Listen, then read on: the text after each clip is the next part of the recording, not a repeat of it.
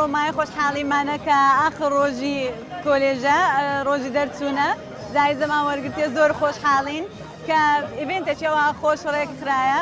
سپاسی هەموو کارمەندان دەکەین، سپاس کەناڵی ئێوە دەکەین، سپاسی دایک و باوکان و میوانی بەڕێزەکان دەکەین کە هاتن سەری ئێمەیان بەرز کرد. زۆر سپاسان دەکەین و بەخێر بێن سەرچاوان.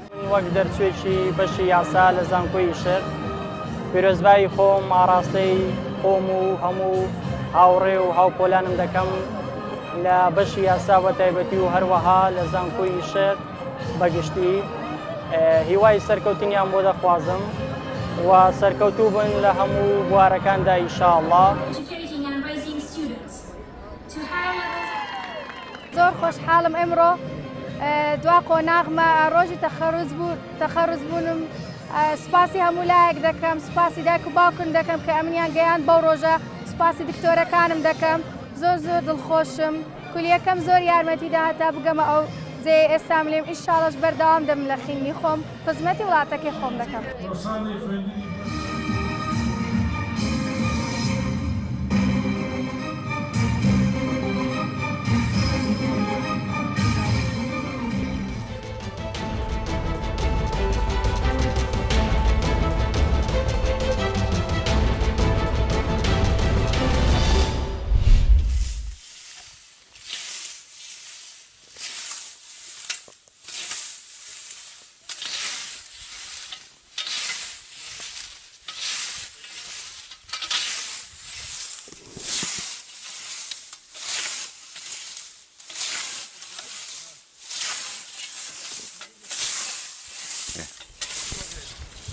ئێمە خەریکی درێنەی جۆینە کە جۆشێکێکە لە بەر بەمە کشت و کاڵەکان لەو دەڤەرەکە وەکو گەنم و تەماتە و خەیار و ئەو شتانەکە کرێ.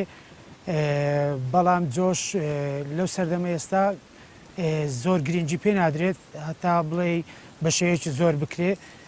تەنان بە شێوەیەکی کەم ئەویش بە دەکرێت بە دوو بەش کە بەشێکیان بۆ مەڕووماڵات و شتیوا بەکاردێت، بەشێکیشیان بۆ فرۆشتن.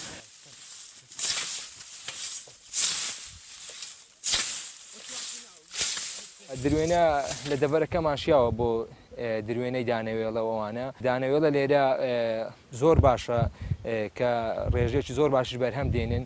ئەوە لێرەش پێشتر کە بە ئامێری لە کۆنەوە بە ئامێرەکانی بە ئاژەڵ دایانهاری، بەڵام ئێستا بەهۆی پێشکەوتنی تەکنۆلۆژیاوە خرمانکۆ بەکاردێنی. خرمانکۆ دەهارێت کە کاراسانی بۆ خاوەن دانەوێڵەکان دەکات.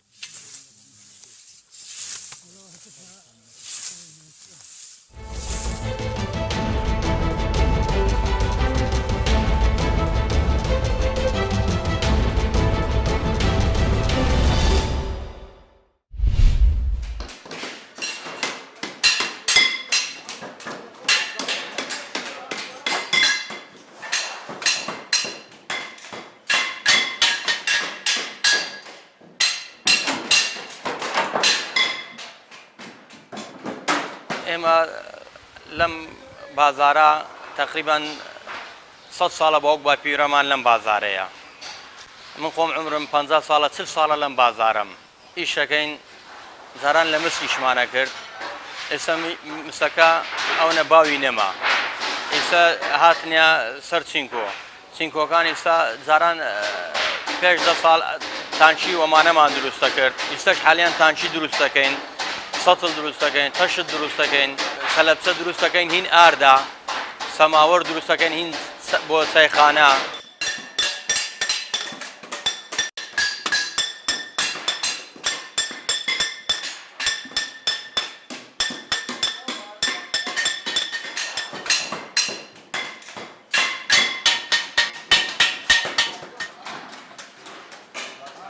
ئێستا حالیان مەوسممانە هین ماسی لە ماسی شەکەین، علاپەی ماسی و علاپەی جوزوگ و بەرخ و حیوانەکان ئێمە هەمووی ئەمانە ئێمە دروست دەکەین لەم بازارە.